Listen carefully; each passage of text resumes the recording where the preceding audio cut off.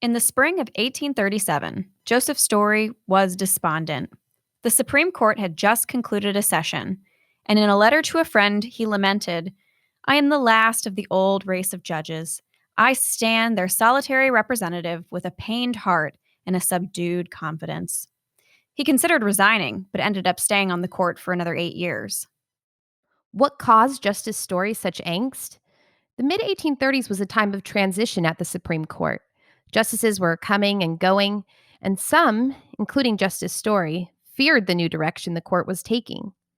One case, with the dissent written by Story, represents the shift that was to come for the court, from the great Chief Justice John Marshal's 34-year stewardship to the new Jacksonian era. I'm Anastasia Boden. And I'm Elizabeth Slattery. And this week on Dist, we're looking at Charles River Bridge versus Warren Bridge. The court's decision is indefensible. I respectfully dissent. Because the majority in this case has not done what a court of law must do, I respectfully dissent. For these reasons and others elaborated in my opinion, I respectfully dissent. We respectfully dissent. I respectfully dissent. I respectfully dissent. I dissent. Joseph Story is one of the most influential legal minds in our nation's history. Born in Marblehead, Massachusetts, a small fishing town just north of Boston, Joseph was the oldest of 11 children. His father, Elisha Story, was a physician and a member of Samuel Adams' revolutionary group, the Sons of Liberty. Elisha Story played the role of one of the Native Americans in the Boston Tea Party, and he fought in several battles in the American Revolution. Story's mother, Mehitable Pedrick, came from a wealthy merchant family, and she encouraged her son's intellectual curiosity from a young age. She purportedly once said, "Don't you dare not to be a great man." I think it's safe to say Story more than lived up to that expectation. He went on to graduate second in his class at Harvard at age 19 and spent his early legal career in private practice before turning to politics. Story served as a member of the Massachusetts House of Representatives and the U.S. House of Representatives before President James Madison nominated him to the Supreme Court in 1811. He was just 32 years old. Makes a girl feel underaccomplished. Story would serve on the court for 3 decades and write his famous Commentaries on the Constitution, a history of the American Revolution and the Constitution, which is widely cited in legal briefs and court opinions to this day. He was a close ally of Chief Justice John Marshall, a man who hardly needs an introduction. Though not the first Chief Justice, John Marshall was perhaps the greatest Chief Justice. He was nominated to the bench by John Adams just weeks before his cousin Thomas Jefferson would take office in 1801.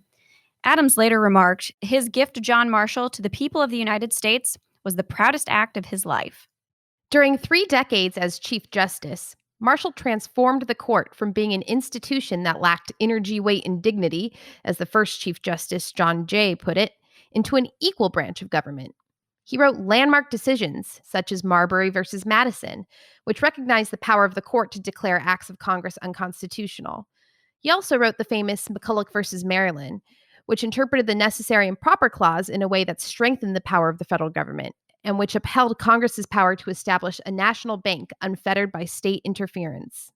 Marshall set the practice of issuing a majority opinion instead of seriatim opinions, which are opinions issued separately by each justice.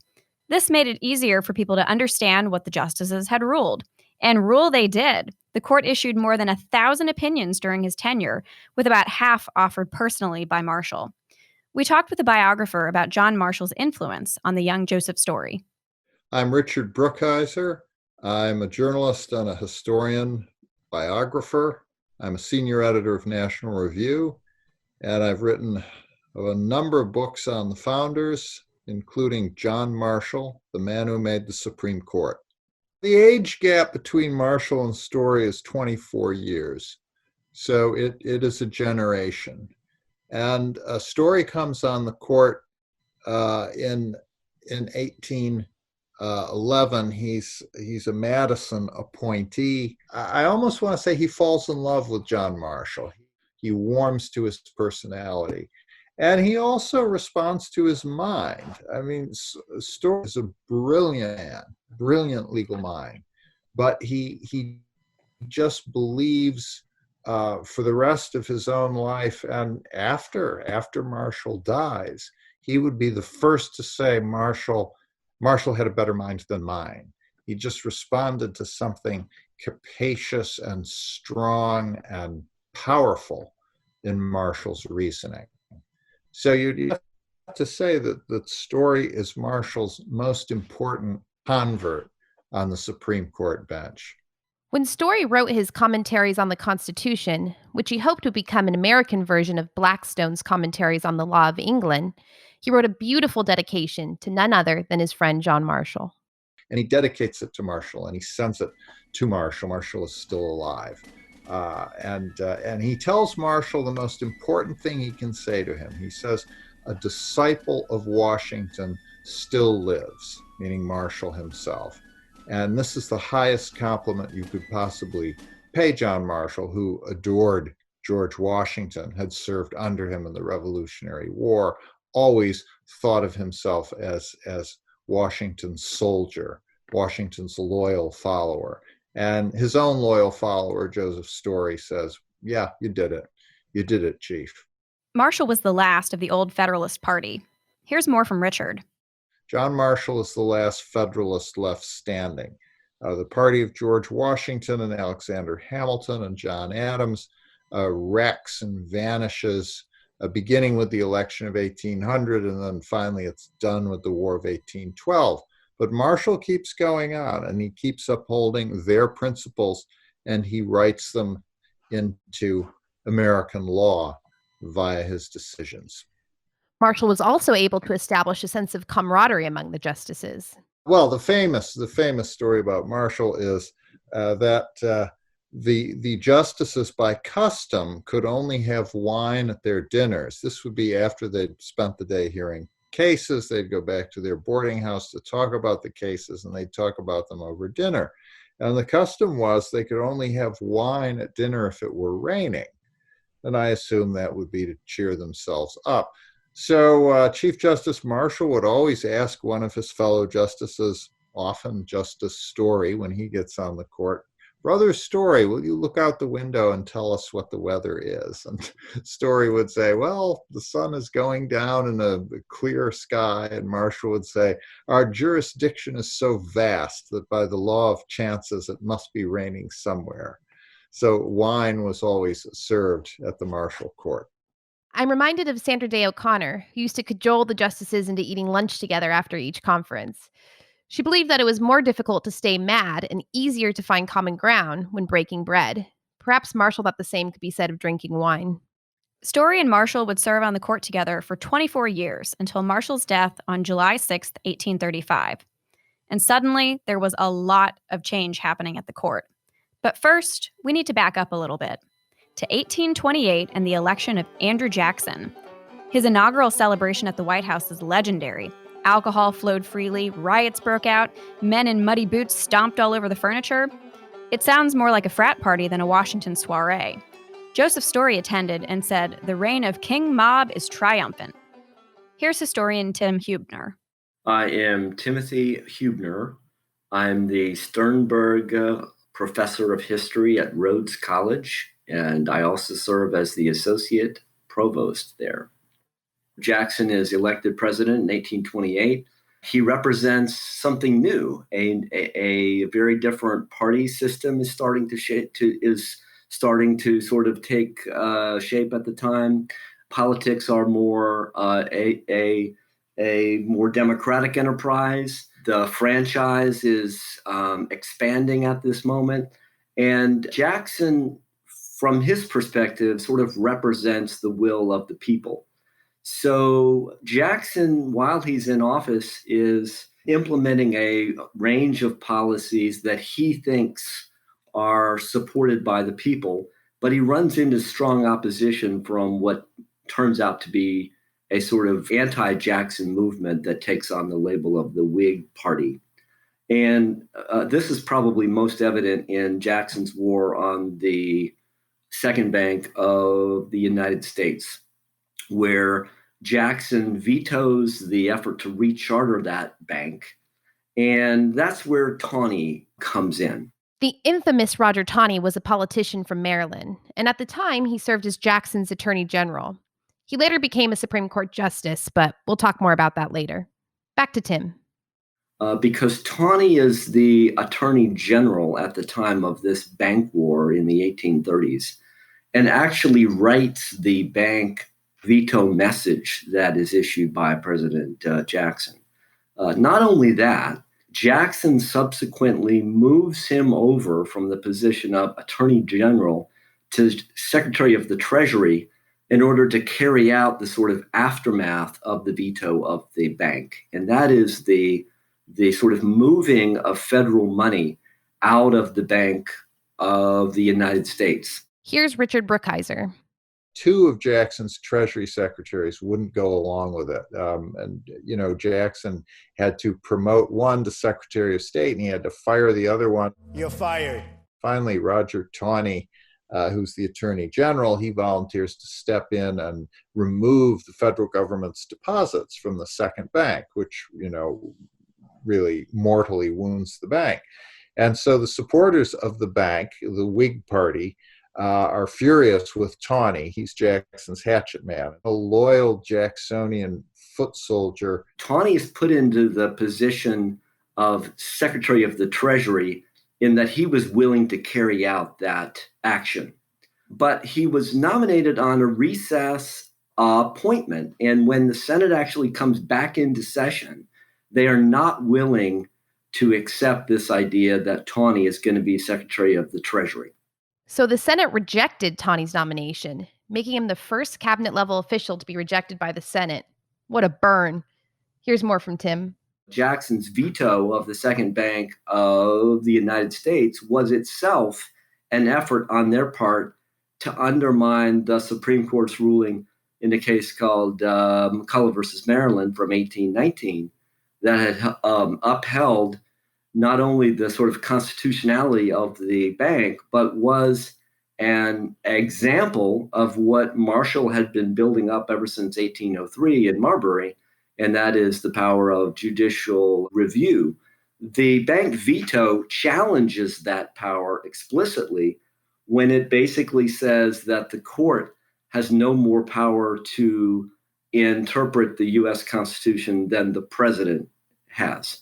Jackson had other problems with the court. Jackson had run-ins with the U.S. Supreme Court previously. We saw that in the Cherokee cases, Worcester versus Georgia. He famously said, of course, probably said, John Marshall has made his decision, now let him enforce it. But then Jackson got a windfall. 3 Supreme Court vacancies in less than a year. He had already placed 2 justices on the court, and now he had the opportunity to reshape the court with 3 more appointees. First, Justice William Johnson died in August of 1834. Nominated by Thomas Jefferson, Johnson had served for 30 years. He's often called the first dissenter due to the frequency with which he penned dissents in this early period of the court. In January 1835, Jackson nominated James Moore Wayne, a Georgia Democrat who served in Congress, to replace Johnson, and the Senate confirmed him just days later. That same week, Justice Gabriel Duvall retired at age 82. He had been ill for a while and was almost completely deaf at this point. Appointed by James Madison, Duvall has been called the most insignificant of all Supreme Court justices for his lack of written opinions. Nevertheless, Duvall had provided a reliable vote for Chief Justice John Marshall's majority, dissenting just 3 times in 24 years on the bench. So his retirement was a blow to those who sided with Marshall. And who did Andrew Jackson pick to fill this vacancy? None other than his hatchet man and loyal foot soldier. Here's Tim. Jackson nominates Tawny, and the Senate, viewing Tawny as a purely political actor, as somewhat of a political hack who's willing to carry out Jackson's every wish, is not willing to accept Tawny's nomination. Tawny was described at the time as an undistinguished party man. One paper declared the pure ermine of the Supreme Court is sullied by the appointment of that political hack. So the Senate rejected him. And in his place, Jackson picked Philip Pendleton Barber, a judge on the Eastern District of Virginia, who earlier served as Speaker of the House and briefly campaigned to be Jackson's running mate. But that wasn't the end of the road for old Roger Taney. Here's Tim. Now, of course, what happens is subsequently, not too much later, in 1835, Chief Justice John Marshall, the almost sainted figure by that point, dies. And Jackson, still smarting over the fact that the Senate had been unwilling to sign off on Tawny's nomination as an associate justice, now nominates him for the Chief Justiceship to take Marshall's place. And what's happened in the intervening months is that a few Whig senators have died. The sort of composition of the Senate has shifted just enough that Tawny's nomination the second time, not for the associate position, but for the chief, is able to be successful. But of course, all of this happening, as always, in the midst of the rough and sort of tumble of politics. You have to imagine how pleased he must have been to get Tawny through as Chief Justice ultimately. Yes, I mean, I think you're absolutely right. I think he was very, very pleased. When John Marshall died, some had hoped that Joseph Story would be elevated to Chief Justice. Josiah Quincy, the president of Harvard, remarked, "The Supreme Court, may it be raised one story higher." Sadly, Chief Justice was not a role Story would fill. Instead, we got the infamous Chief Justice Tawny. He's best known today for his 1857 decision in Dred Scott versus Sanford, holding that African Americans were not citizens of the United States, entitled to the rights and privileges of the Constitution, a ruling that was fundamentally flawed and hastened the outbreak of the Civil War. Legend has it the Liberty Bell cracked upon John Marshall's death, but perhaps it was Tawny's confirmation that did in the old symbol of our nation. So when Tawny was appointed, Senator Daniel Webster apparently said, "Story thinks the Supreme Court is gone, and I think so too." And I have to wonder if the way people viewed Tawny at the time, was it like the equivalent of if Donald Trump had, picked Rudy Giuliani to be on the Supreme Court, someone who's so closely tied to the president? Probably not that closely tied, but I think there is a sort of parallel there. I mean, Tawny had practiced law back in Maryland, but he mostly was a sort of political figure, known for his close association with President Jackson, his role in Jackson's cabinet, and his role in these two sort of controversies, which I mentioned, the writing of the bank veto and his willingness subsequently to withdraw federal money from the bank.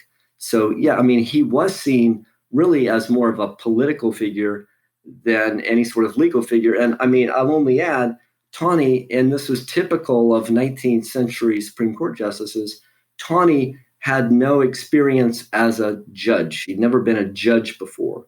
Now, that was also true of Chief Justice Marshall. We sometimes overlook that fact. So that wasn't, so extraordinary. But that helps us to understand why he was seen more of as a political figure than anything else.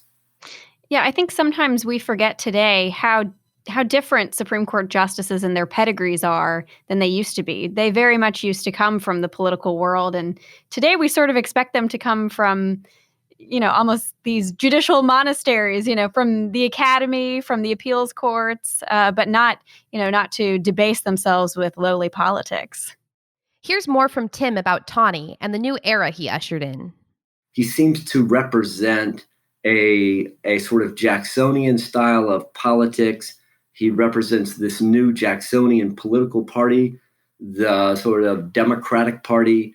He represents the will of the people in a sort of negative way from the perspective of Marshall and Story. And, from their perspective, I mean, obviously Marshall's gone, but from the point of view of folks like Story and Daniel Webster, they were worried that Tawny serving on the court would basically undermine all of the work that had been done by Chief Justice Marshall over a period of 34 years. And so, yeah, Story and Tawny, especially in those early years, especially in cases like the Charles River Bridge case, are definitely rivals. You might even call them diametrically opposed foes.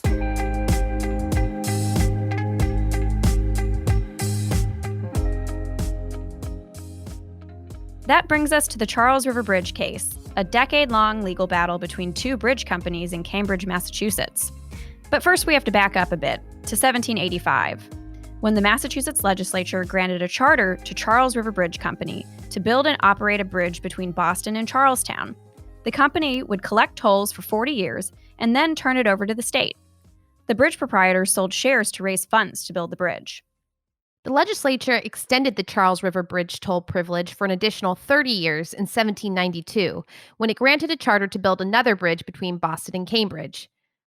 Fast forward to 1828, the legislature granted yet another charter, this time to the Warren Bridge Company, to build a bridge that would be only 90 yards away from the Charles River Bridge on one side.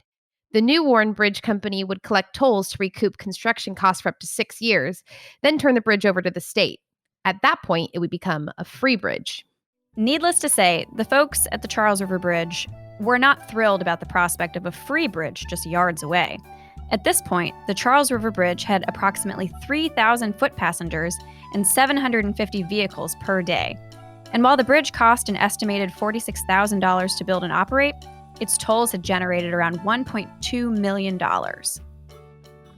So, the company did what you might expect. It sued to stop construction by the competition, arguing that the charter from the legislature gave it an implied exclusive franchise. In its view, the charter for the Warren Bridge impaired its own earlier charter in violation of the contract clause of the U.S. Constitution. For listeners who are not familiar with this little-known provision, you can find it in Article 1, Section 10, Clause 1 of the Constitution. It says, "No state shall make any law impairing the obligation of contracts." So what does impairing the obligation of contracts mean? Well, the early Supreme Court read the clause broadly as a muscular restraint on state authority, upholding the sanctity of contracts and encouraging the risk of a market economy. That's how legal historian James Ely Jr. described it. For example, in Dartmouth College versus Woodward in 1819, the court held that the New Hampshire legislature violated the contract clause when it altered Dartmouth's charter to allow the governor of New Hampshire to appoint the school's trustees, thus turning a privately funded school into a public one. Chief Justice John Marshall wrote that opinion, which was joined by Joseph Story. Back to the Charles River Bridge case. A Massachusetts state court dismissed the complaint, but undeterred, the company pursued its case all the way to the U.S. Supreme Court. And this is where things start to get complicated. The Supreme Court first heard oral argument in March 1831, but didn't issue a decision. Then, 2 years later, the justices agreed to rehear the case. But it was delayed again until 1837. This means that the case was heard both by the Marshal Court and the Tawny Court. The newly constituted Jacksonian-dominated Tawny Court heard the second oral argument in the Charles River Bridge case. By this time, its competitor, Warren Bridge, had been built, paid off, and turned over to the state. And the Charles River Bridge had closed. The court heard arguments over the course of 7 days in January, and it announced its decision on February 14, 1837. Talk about a great Valentine's Day. The court ruled against Charles River Bridge over the forceful protest of Joseph Story. The 1837 term, and the Charles River Bridge case in particular, marked the end of the old Federalist era. The court shifted away from Marshall and Story's view, which favored strong federal power and robust protections for property rights, and it gave way to the new populist Jacksonian view, which opposed purported elitist monopolies and sought to invigorate states' rights. Writing his very first majority opinion, Chief Justice Tawny acknowledged that the legislature's charter for the Charles River Bridge was a contract within the meaning of the Constitution, but he construed it narrowly. Since the charter did not expressly grant an exclusive right to operate a bridge over the river, Tawny concluded that the charter for the Warren Bridge did not impair the contract. Tawny compared the charter from the Massachusetts legislature to a royal grant, which must be interpreted in favor of the king and against the grantee. Since we don't have recordings of the justices from all the way back in the 1830s, we asked a couple colleagues to play the role of justices. Here's our Chief Justice Roger Taney. My name is David Deerson. I am an attorney with Pacific Legal Foundation. I joined the staff in September of 2018. And, I was thinking about the role of Justice Tawny. I know that he's from Maryland. Actually, I was born in Maryland, although I didn't spend much time there. But, I looked at a couple of pictures of him, and he's sort of got this hawk-like appearance to me. And so I'm trying to channel like a bird of prey here. In the case of a king, whose grants chiefly flow from his royal grace and bounty, the rule is, crown grants have at all times been construed most favorably for the king, where a fair doubt exists as to the real meaning of the instrument. Can they, when holding their corporate existence under this law, and deriving their franchise altogether from it, add to the privileges expressed in their charter an implied agreement, which is in direct conflict with a portion of the law from which they derive their corporate existence? Can the legislature be presumed to have taken upon themselves an implied obligation contrary to its own acts? Tawny warned that recognizing an exclusive right would have dire consequences, thus putting his populist ideals over considerations like the text of the Contracts Clause. No one will question that the interests of the great body of the people, of the state, would, in this instance, be affected by the surrender of this great line of travel to a single corporation, with the right to exact toll and exclude competition for 70 years. While the rights of private property are sacredly guarded, we must not forget that the community also have rights, and that the happiness and well-being of every citizen depends on their faithful preservation. The whole community are interested in this inquiry, and they have a right to require that the power of promoting their comfort and convenience, and of advancing the public prosperity, shall not be construed to have been surrendered or diminished by the state unless it shall appear by plain words that it was intended to be done. The object and end of all government is to promote the happiness and prosperity of the community. To sum it up, in grants by the public, nothing passes by implication. Here's Tim Huebner. It's really the first major case that the Tawny Court hears.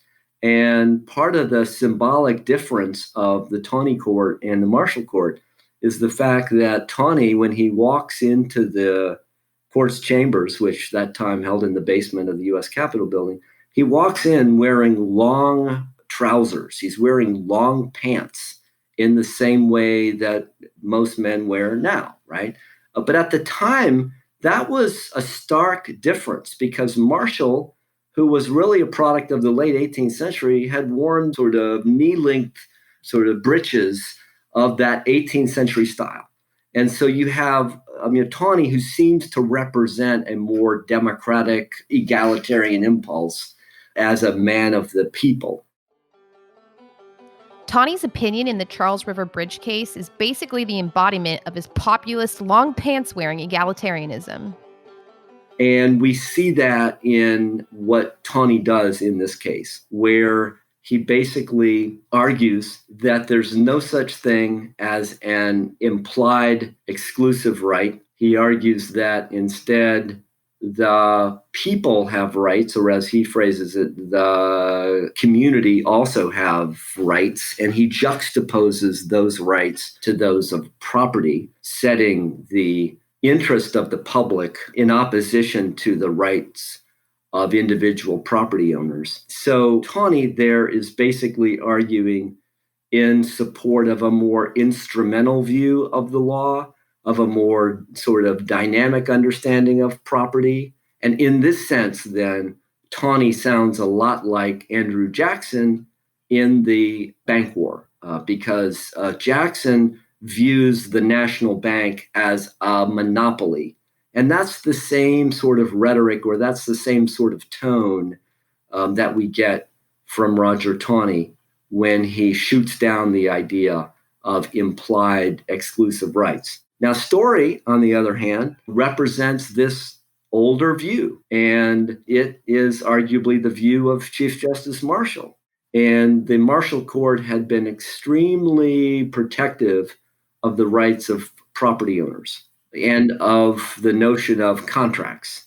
Joseph Story wrote a 57-page dissent, and he found Tawny's arguments preposterous. Here's our Joseph Story. Hi, my name is Damien Schiff, and I'm a senior attorney at Pacific Legal Foundation. It's a great honor to be able to play Justice Story. I like to think, rather than trying to get into character, I've never been out of character, but it was particularly helpful for me in reading a number of articles on his jurisprudence and to see how things have changed over the last 150 years. It is a principle of common sense as well as of law that when a thing is granted, whatever is necessary to its enjoyment is granted also. It is not presumed that the king means to make a void grant, and therefore, if it admits of two constructions, that shall be followed which will secure its validity and operation. Story just didn't buy Tawny's argument that a monopoly had to be express rather than implied. He pointed out that the legislature's act granting the charter for the Charles River Bridge Company had left many things implied. The legislature's act nowhere in terms in any of the enacting clauses confers any authority upon the corporation thus created to build any such bridge, nor does it state in what particular place the bridge shall commence or terminate on either side of the river, except by inference and implication from the preamble. I mention this as an irresistible proof that the court must, in the construction of this very act of incorporation, resort to the common principles of interpretation, and imply and presume things which the legislature has not expressly declared. Story also disagreed with Tawny's analogy to a royal grant. This was a contract, he said, not anything like the rules for interpreting the terms of a donation from the king to his people. It is confessedly a case of contract and not of bounty, a case of contract for valuable consideration, for objects of public utility, to encourage enterprise, to advance the public convenience, and to secure a just remuneration for large outlays of private capital. I stand upon the old law, in resisting any such encroachments upon the rights and liberties of the citizens secured by public grants. I will not consent to shake their title deeds by any speculative niceties or novelties. Responding to Tawny's concern that ruling for the Charles River Bridge Company would inhibit progress, Story wrote, I can conceive of no sure plan to arrest all public improvements founded on private capital and enterprise than to make the outlay of that capital uncertain and questionable, both as to security and as to productiveness. No man will hazard his capital in any enterprise in which, if there be a loss, it must be borne exclusively by himself. And if there be success, he has not the slightest security of enjoying the rewards of that success for a single moment. Though the Charles River Bridge would end up being very profitable, Story pointed out that the project was actually quite a gamble. At that time, the Constitution of the United States was not only not then in existence, but it was not then even dreamed of. The Union of the States was crumbling into ruins under the old Confederation. Agriculture, manufactures, and commerce were at their lowest ebb. I would even now put it to the common sense of every man whether if the Constitution of the United States had not been adopted, the charter would have been worth a 40 years' purchase of the tolls. And on top of that, the bridge was the first of its kind, the first constructed in New England over navigable tidewaters so near the sea. It was believed that the bridge would scarcely stand a single severe winter. If Charles River Bridge had been carried away during the first or second season after its erection, it is far from being certain that up to this moment another bridge upon such an arm of the sea would ever have been erected in Massachusetts. I state these things which are of public notoriety to repel the notion that the reward was more than adequate to the perils. The answer is obvious. The grant carries with it an exclusive franchise to a reasonable distance on the river, so that the ordinary travel to the bridge shall not be diverted by any new bridge to the injury or ruin of the franchise. In Story's view, the Warren Bridge Charter impaired the obligation of the state's contract with the Charles River Bridge, so it was utterly void. Here's Tim Huebner again. These are two very different visions of property and property rights, although I would argue that in some ways, both Tawny and Story share a sort of vision of an expanding capitalistic economic order. They just have very different visions about how to achieve that. Story thinks we can achieve it by trying to protect the individual property rights of owners Tawny thinks that we have to think about the public interest and that we have to have a more dynamic understanding of sort of property in that sense. Dynamic here, I think, is a euphemism, because a right dependent on the community's best interest is no right at all.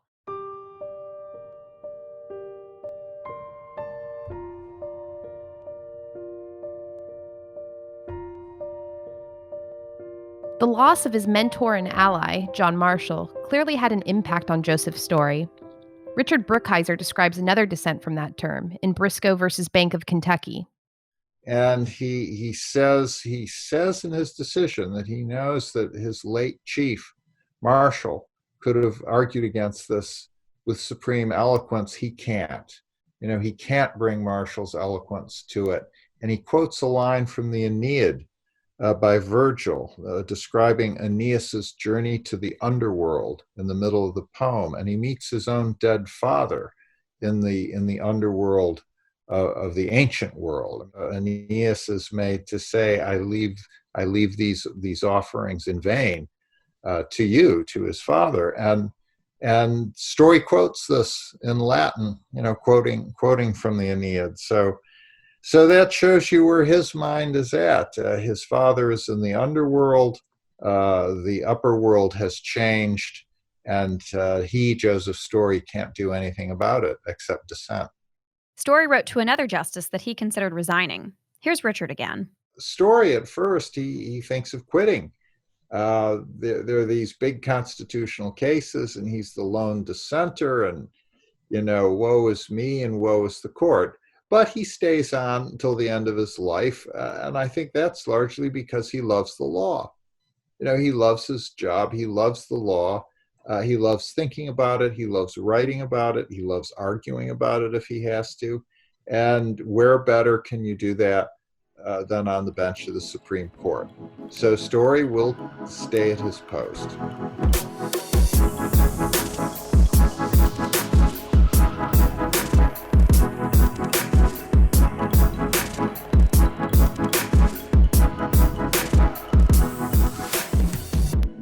This was the first major jurisprudential shift on the court, from the Marshal to the Tawny court.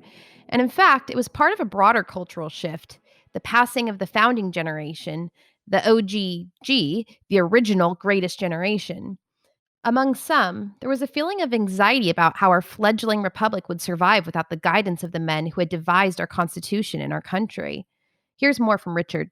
Some people feel that anxiety. Story certainly feels it. I mean, he regrets Marshal's passing, and he realizes that the court has changed with Marshal's departure.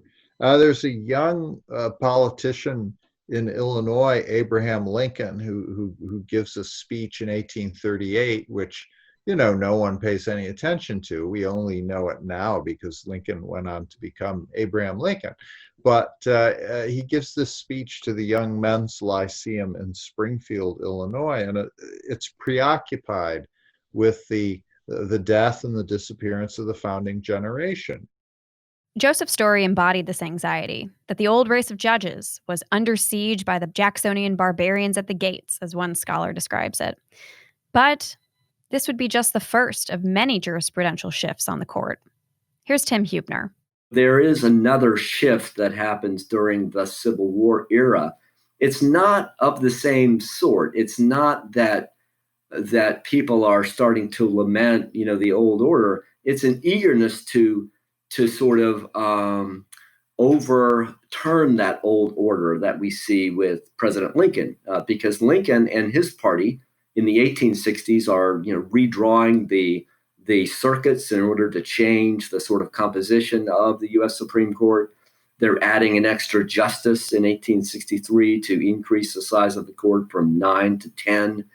And of course, Tawny dies finally in 1864, and there's a new Chief Justice, Salmon P. Chase. So all of that constitutes a sort of reshaping of the court. Similarly, I would argue we see a fundamental reshaping of the court under Franklin Roosevelt in the 1930s and the 1940s, But again, in both of these instances, there's no pining away for what is lost. I mean, these are sort of moments of constitutional transformation, and there's an eagerness to bring about that shift. You can often hear that anxiety in the way people talk about the court today, acting like each nomination is a disaster or a godsend. But as Timothy points out, maybe some of that anxiety is unwarranted. From Richard Nixon up through George H.W. Bush. And there's a lot of anxiety during that period, that what had been built up is going to be torn down. And yet, as this frequently happens, these, revolutions that we sometimes fear or sometimes start to anticipate, if we're on the opposite side of that, don't ever turn out to be quite as sort of revolutionary as we might think. There is, one might argue, an essential continuity to American constitutional history simply because it's a constitutional system and structure that's based on precedent. And so baked into the system is the idea that, yes, things change, but they'll never change too much.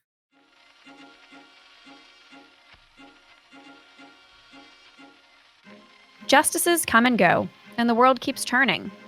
As a wise man once said, in Washington, there are no permanent victories or defeats, just permanent battles. For the Supreme Court, there are no permanent majorities. In other words, everyone gets a turn writing a dissent.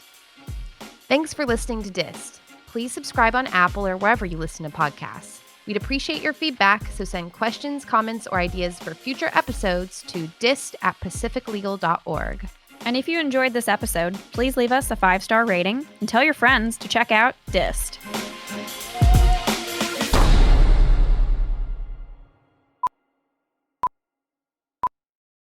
Somebody give this guy a pen. Yeah, or a quill. That's right. Interested in 19th century Supreme Court history. Well, I'm a Supreme Court nerd, and I'm also a history nerd. So it's really a confluence of my that's great. My favorite nerdy extracurriculars. Thanks for listening to Oops, got really excited. Thanks, guys. And he writes home that I love his laugh. Talking about Marshal, I love his laugh. It's too hearty for an intriguer. Y'all ready for this? Not that again. It's a beautiful looking thing, but I guess as a bell, it didn't do its job so well, and finally it does crack. But the Marshal story is charming but untrue. Mccullough. I did look up on Google how to pronounce Joseph Story's mom's name. Mccullough? Mccullough. It's a wonder that name didn't stick around for generations to come. It's biblical, apparently, but I had never heard of it before Joseph Story's mom. These are like words that bring out a lot of